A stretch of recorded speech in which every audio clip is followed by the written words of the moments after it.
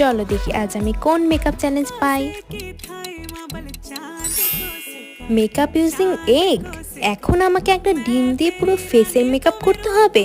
চ্যালেঞ্জটা কমপ্লিট করলে 100টা লাইক আর 200টা subscriber. Challenge যখন পেয়েছি তোমাদের জন্য কমপ্লিট তো করতেই হবে।